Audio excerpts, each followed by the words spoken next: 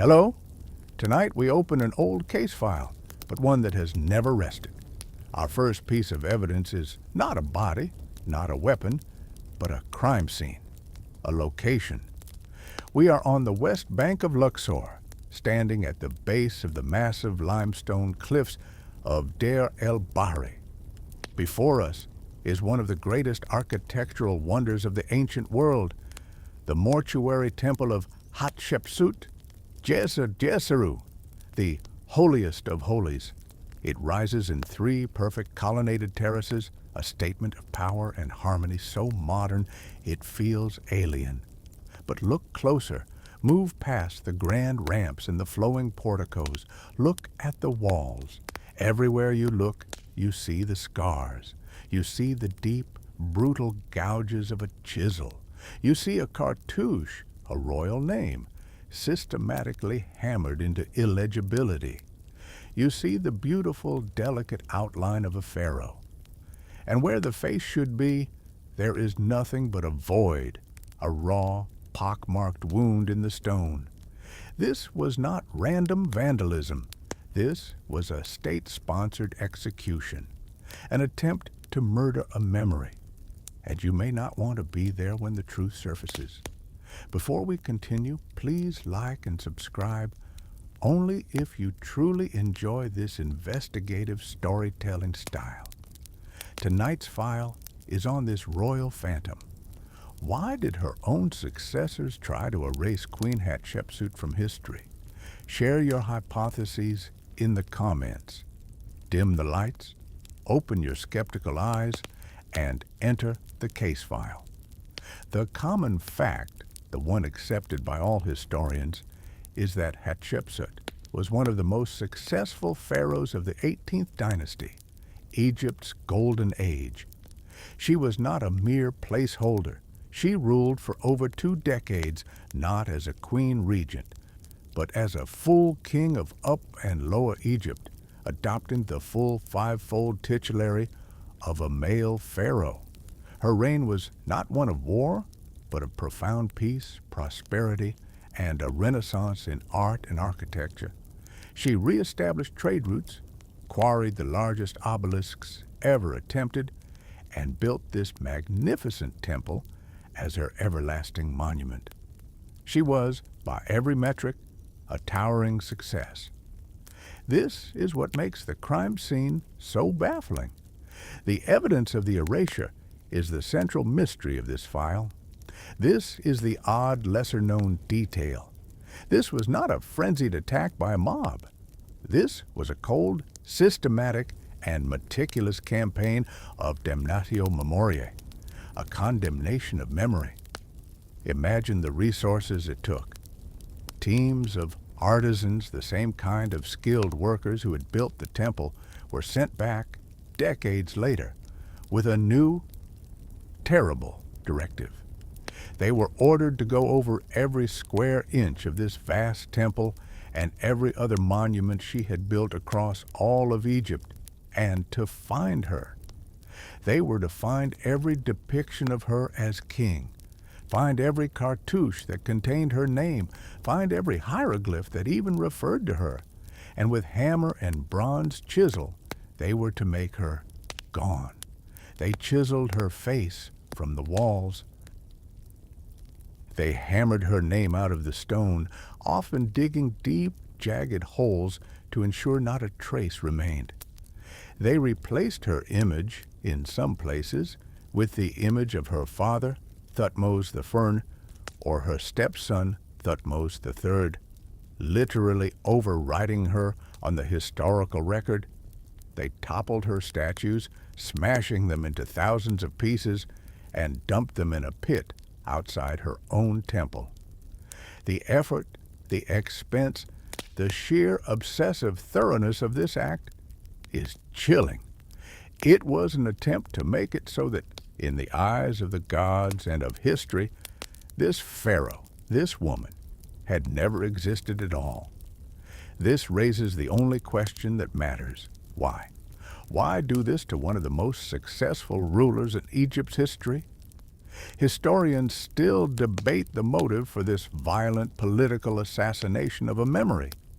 For decades, the prime suspect was obvious: the very man who succeeded her, her stepson, who had waited 20 years in her shadow. This was framed as a case of simple, bitter, personal revenge. But as we will see, the forensic evidence of the chisel marks themselves tells a very different and far stranger story. To understand the crime, we must first understand the victim. And to understand Hatshepsut, we must understand the impossible political and theological corner she was backed into. The common fact, the one that sets the stage for this entire drama, is the death of her husband, the pharaoh Thutmose II. He died young, leaving behind an heir, Thutmose III, born to a lesser wife. But this heir was a small child, perhaps only 2 or 3 years old. Hatshepsut, as the great royal wife, and more importantly, the god's wife of Amun, was the most powerful woman in Egypt. It was her duty and her right to step in as regent to rule for the boy king until he came of age. This was normal. This was tradition. This was acceptable. But Hatshepsut did not just rule for him. Around the 7th year of her regency, she did something unprecedented, something that broke 500 years of tradition. She stopped being a queen regent and declared herself king. This is the odd, lesser-known detail that is the motive for the entire case. This was not a simple declaration. It was a complete visual and theological reinvention. She had to create an entirely new identity. We can trace this transformation in the physical evidence she left behind, her statues. Early in her regency, she is depicted as a woman, a queen, in a female dress. Then, as she solidifies her power, the iconography becomes a strange, awkward hybrid. She is shown with the delicate features of a woman, but wearing the male kilt and the Nemes headdress of a king. Finally, the transformation is complete. Hatshepsut is depicted as a full male pharaoh. Her statues show her with broad, muscled shoulders, a bare chest, and the classic, strapped-on false beard that was the ultimate symbol of kingship.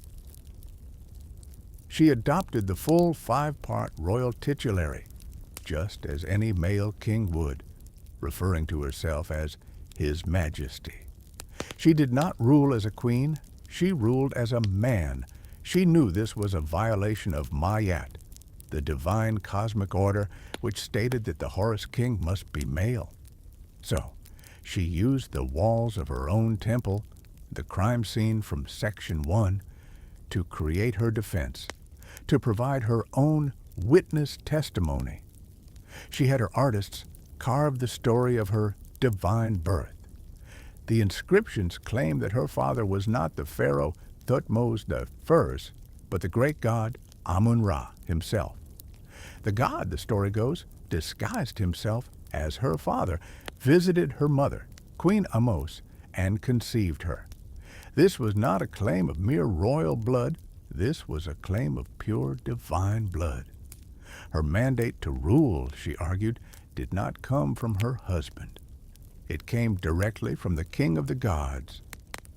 Historians still debate whether this was a brilliant, necessary political act or one of pure, ruthless ambition.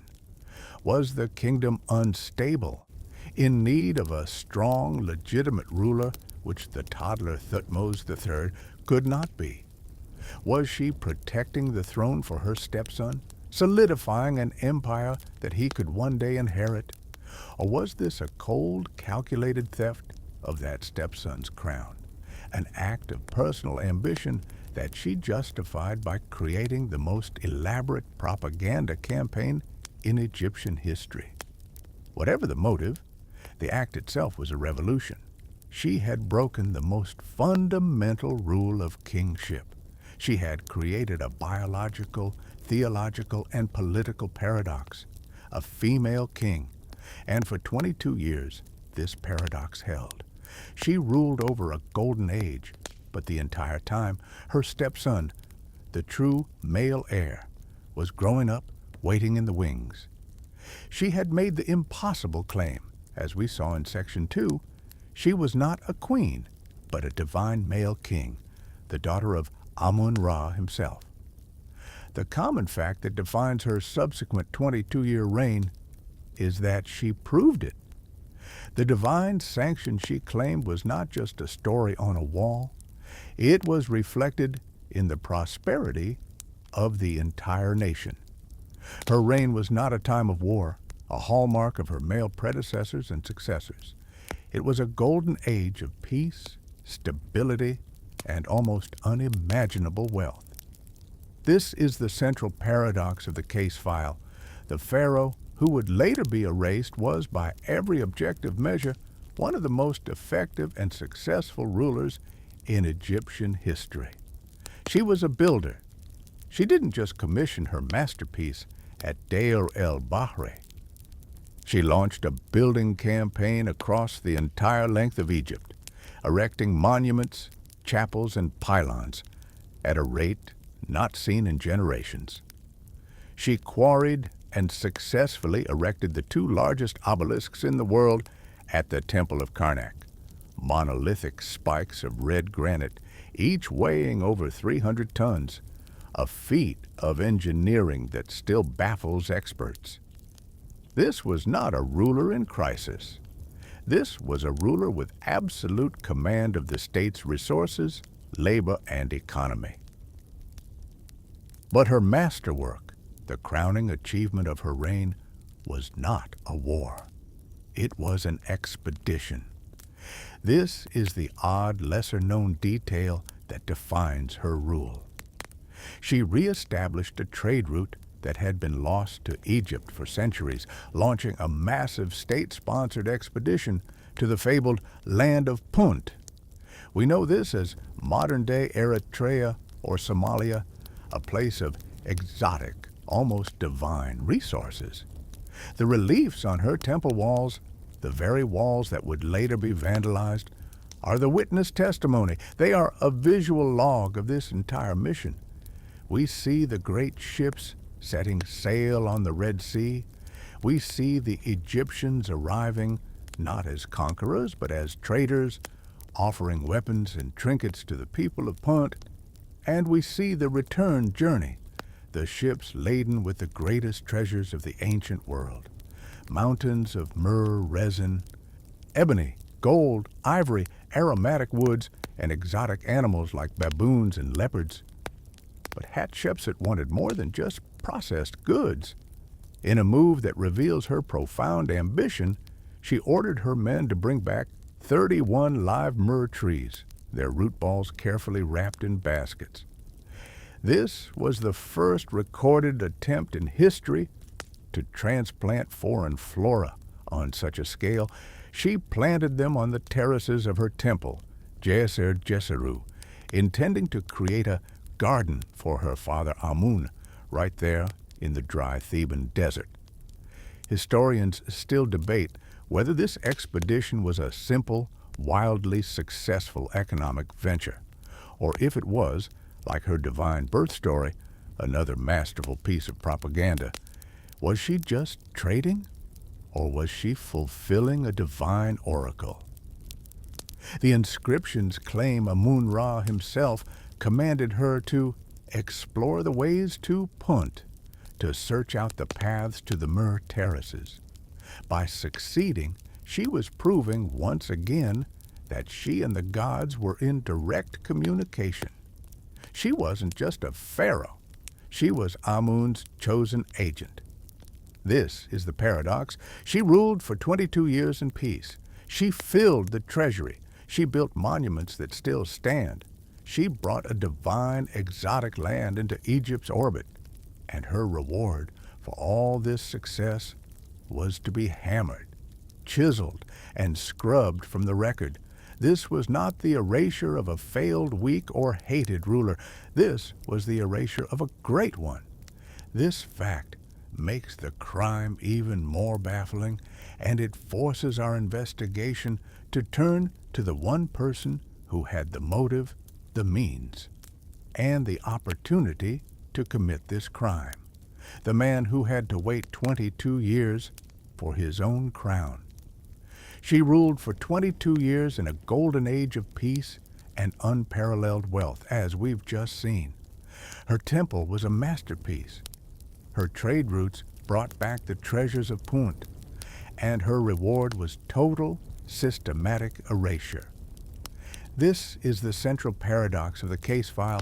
For over a century, the solution to this mystery was considered simple, closed, and deeply personal. The suspect was obvious.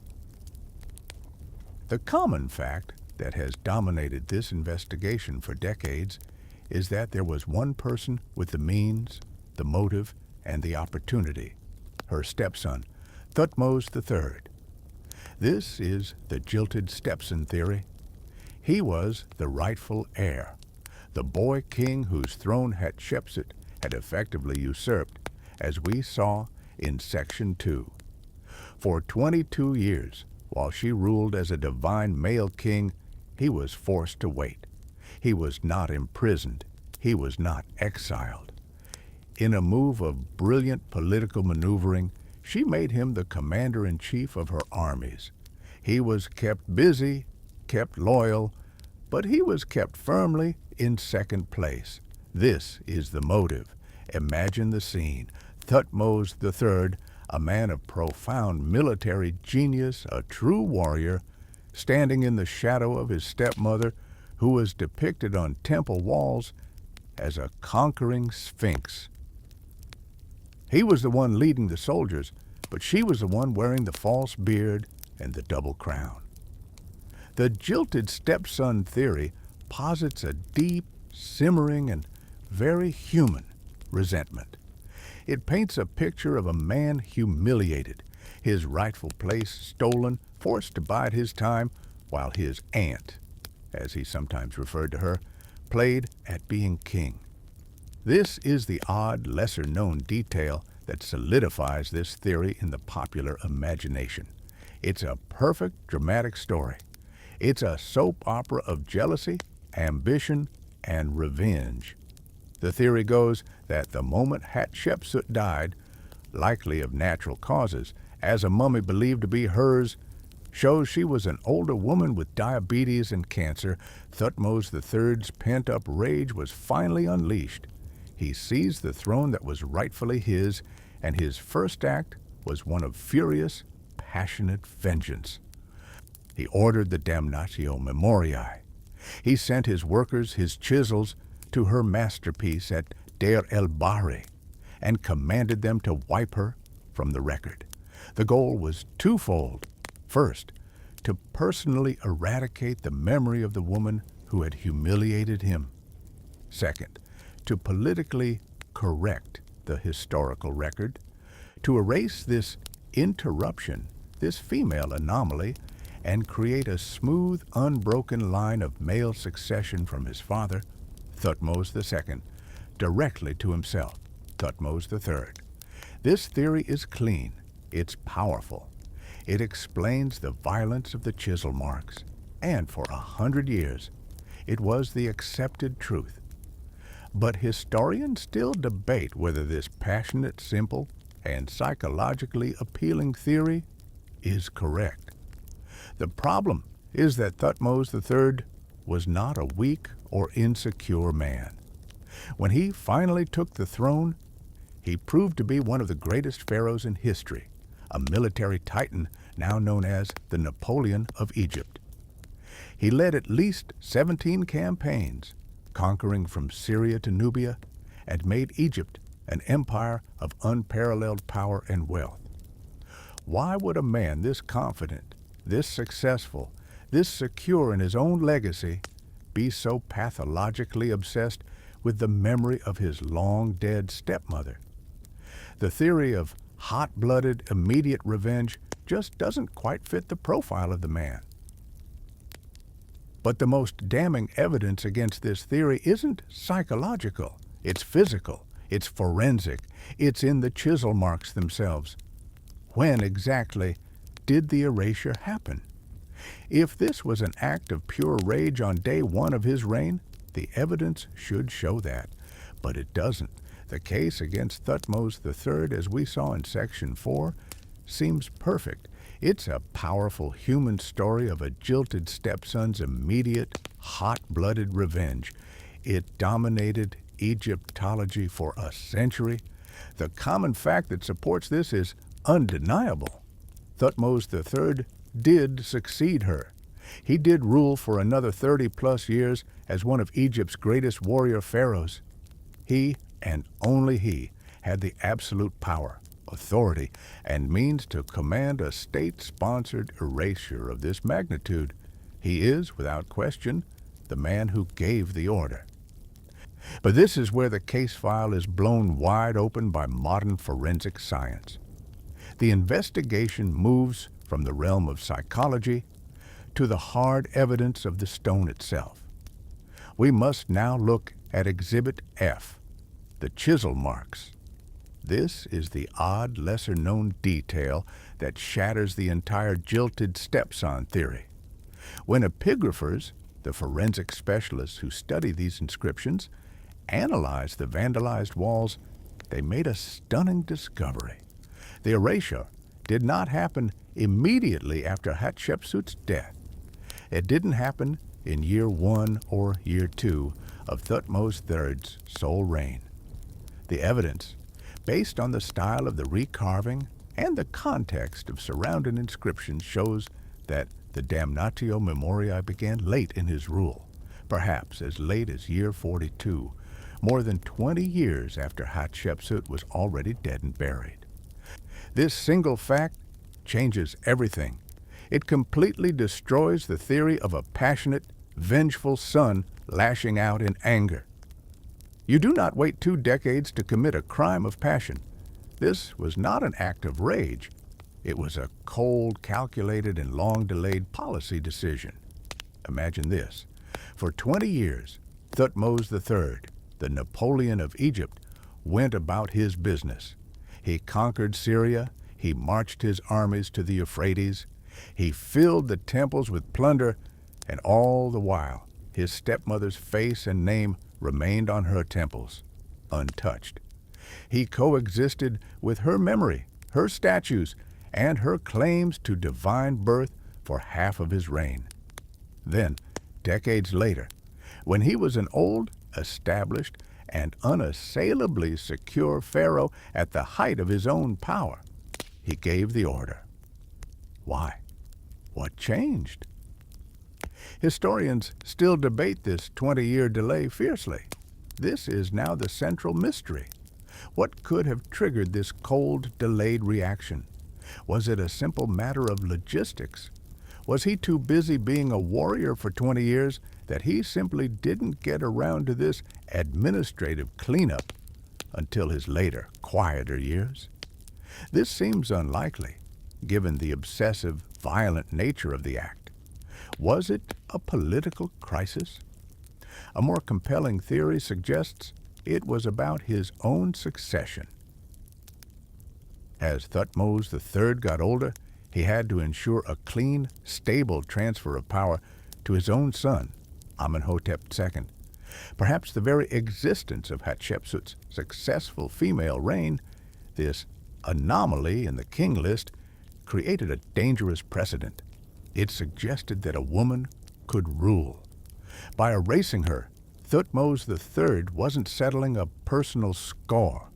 He was fixing the timeline. He was ensuring that the official record showed an unbroken, correct, and divinely ordained line of male kings from his father to himself to his son. This was not hatred.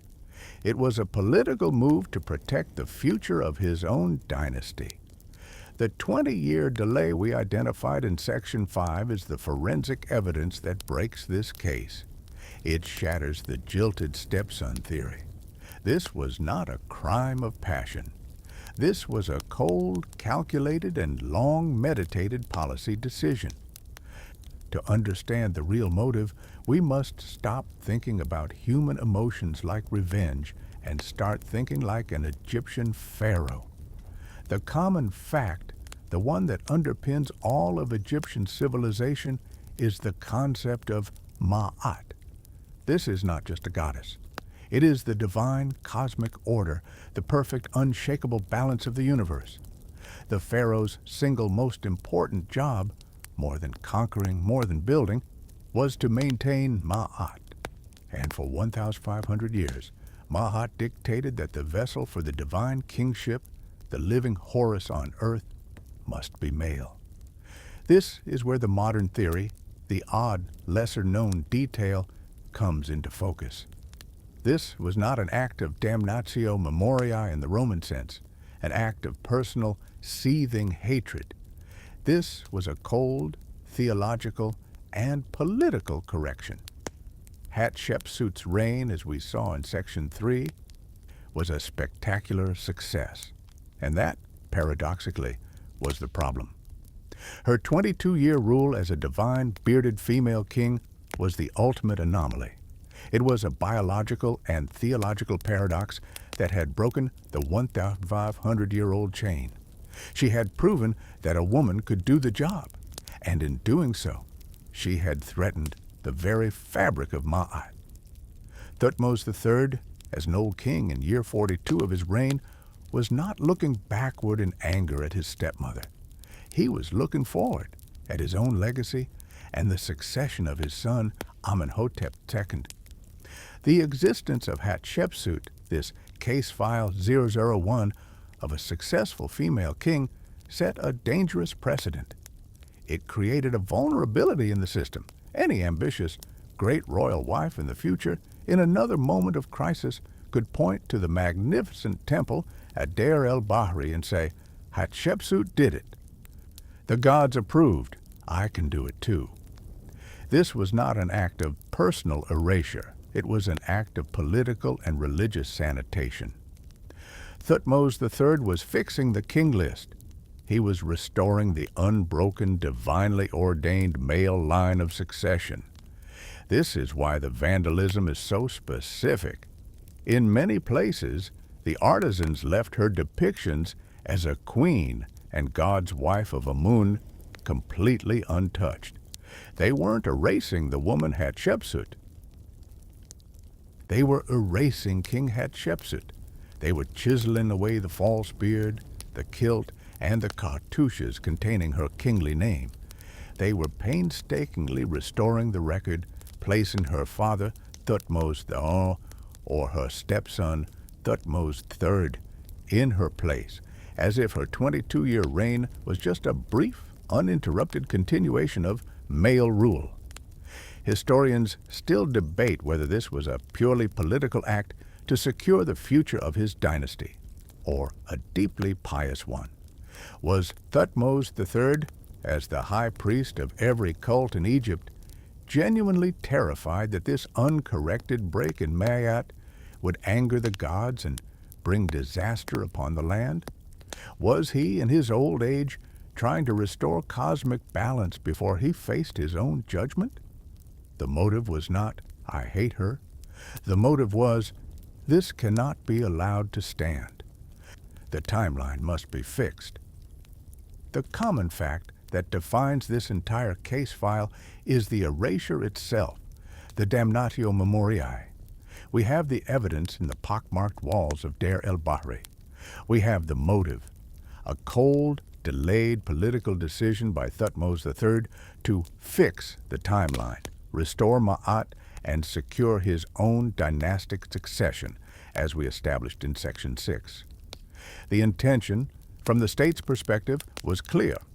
King Hatshepsut was to be forgotten. She was an anomaly, a breach in the divine order, and the official record needed to be healed. For all intents and purposes, the campaign was a success. For the next 3,000 years, she was forgotten.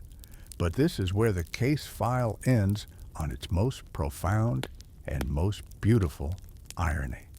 This is the odd, lesser-known detail that rewrites her entire legacy. The very act designed to destroy her is the single reason we know her so well. Remember the methodology of the erasure. Thutmose III's workers did not just chisel her face off the walls, they also went to her temples, toppled her hundreds of magnificent statues, her sphinxes, her standing and seated figures, and smashed them to pieces. And what do you do with 30 tons of sacred broken granite?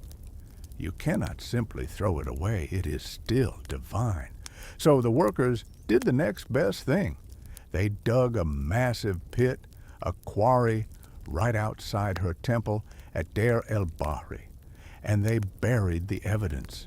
They dumped thousands of fragments, one on top of the other, and covered them with sand, sealing them away. In doing this, they didn't create a grave. They created a time capsule. For over 3,000 years, while the exposed walls of her temple were weathered by the sun, wind, and sand, these statues lay perfectly preserved, protected, and hidden underground. When 19th century archaeologists like Howard Carter and Herbert Winlock began excavating this Hatshepsut hole, they didn't find a few fragments. They found a near-complete collection of her entire sculptural program, a 3D, high-resolution record of her reign, her face, her titles, and her transformation from queen to king, all in pristine condition. The attempt to erase her is the only reason she survived. Historians still debate the ultimate effect of this erasure. Did it work in the short term? Yes. For the subsequent pharaohs, the king lists were fixed, and the male line was secured. But was it a total failure in the long run? Absolutely. No other pharaoh's statues, not even Ramesses the Great, have been recovered in such perfect, concentrated numbers. Coda, let's close the file. We return one last time to Exhibit A, the scarred, vandalized walls of djeser-djeseru, the raw, pock-marked voids where a king's face used to be. This was not a crime of passion. The evidence of the 20-year delay proved that. This was a state-sponsored theological correction, a political act driven not by a stepson's rage, but by a pharaoh's cold, calculated need to protect the future by fixing the past. The motive was not to destroy a woman. It was to restore Ma'at and erase a dangerous precedent. But the universe, it seems, has a profound sense of irony. The man who ordered her erasure, Thutmose III, inadvertently became her greatest preserver. By trying to bury her memory in a pit, he protected it from the one thing that truly destroys history, time. He wanted her to be forgotten. Instead, he gave her the most complete, most beautiful, and most intimate archaeological record of almost any pharaoh. He tried to hammer her into a void, but he only succeeded in hammering her into our museums. The erasure failed. The case file on the jilted stepson is closed. The real story, the one written in the stone, is that you cannot erase a pharaoh who built on this scale. And you cannot defeat a woman who, even in effigy, was buried with the full power of a king, of a king, of a king.